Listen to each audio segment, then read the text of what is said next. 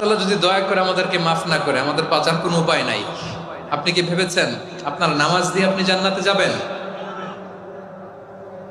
আপনি তাহাজ্জুদ গুজার, সেজদা দিতে দিতে কপালে দাগ ফেলেছেন, এটা আপনারা জান্নাতে নেবে না? আপনি এলাকার সবচেয়ে বড় হাতেম তাই দানশীল, এই দানের ভরসায় বসে আছেন, কশিন কালো না। আমাদের নামাজ, আমাদের রোজা, আমাদের ইবাদত, এগুলোকে মিজানের পাল্লায় উঠালে কোনো ওজনই হবে না। তবে আমাদের একটা কৌশল জানা আছে, আমরা আল্লাহর রহমতের ভিখারি। আমরা সেদিন আগেই গুনার স্বীকৃতি দিয়ে দেব। আমরা বলবো, আল্লাহ তুমি প্রশ্ন করার আগে তোমার একটা কথা বলি, আমারে কিছু জিজ্ঞেস করো না, আমি সব করেছি।